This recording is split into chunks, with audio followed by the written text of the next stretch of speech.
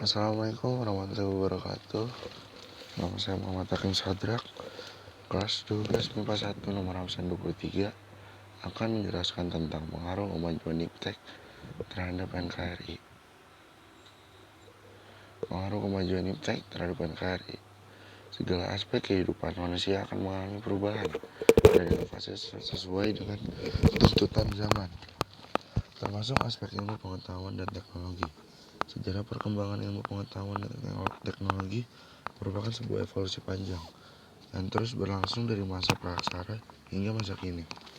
Iptek adalah singkatan dari ilmu pengetahuan dan teknologi, yaitu sumber informasi yang dapat meningkatkan pengetahuan ataupun wawasan seseorang di bidang teknologi. Perkembangan iptek di Indonesia didorong dengan terbukanya akses untuk mendapatkan ilmu pengetahuan dan teknologi bagi masyarakat Indonesia. Kemerdekaan menciptakan keadilan dalam mengakses ilmu pengetahuan dan teknologi bagi masyarakat Indonesia. Masyarakat Indonesia mempelajari sedikit demi sedikit di sekolah-sekolah yang sudah dibuka untuk semua kalangan masyarakat Indonesia. Dengan bekal pengetahuan, kemudian masyarakat Indonesia melakukan berbagai inovasi dan eksperimen iptek untuk mengembangkan ilmu pengetahuan di Indonesia. Pada awal 1970-an, perkembangan iptek mulai menunjukkan kemajuan. Indikator kemajuan ditentukan oleh beberapa faktor. Dampak dari pengaruh kemajuan iptek. Aspek politik. Dari aspek politik, dampak dari perkembangan iptek itu terbagi menjadi dua, yaitu positif dan negatif. Salah satu dampak positifnya itu kerjasama antar negara jadi lebih cepat dan luas. Dan salah satu dampak negatif dalam aspek politik, semakin meningkatnya nilai-nilai politik individu, kelompok, oposisi, diktator mayoritas, atau tirani minoritas. Lalu di aspek ekonomi, salah satu dampak positifnya, produktivitas dunia industri semakin meningkat. Sedangkan negatifnya, terjadinya pengangguran bagi tenaga kerja yang tidak mempunyai kemampuan yang sesuai dengan yang dibutuhkan.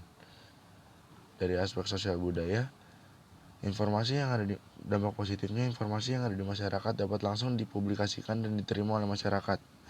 Lalu negatifnya, interaksi antar sesama jadi berkurang. Dalam aspek hankam, positifnya peningkatan akurasi dan keandalan teknologi persenjataan dengan rekayasa hardware dan software. Dampak negatifnya munculnya perang dan memanfaatkan perkembangan teknologi informasi dan komunikasi. Lalu ada sifat selektif menghadapi kemajuan iptek.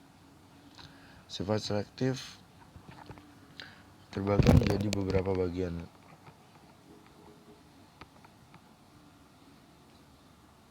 yaitu ada politik, ekonomi,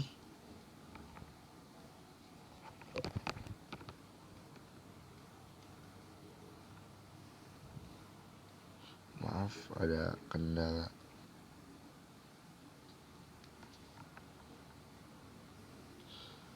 Ada politik, ekonomi, budaya, dan hukum.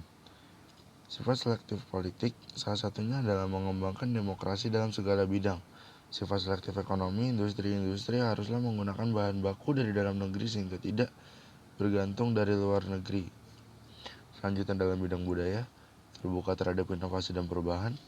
Selanjutnya dalam bidang hukum, menegakkan supremasi hukum atau keadilan hukum. Sekian, terima kasih. Assalamualaikum warahmatullahi wabarakatuh.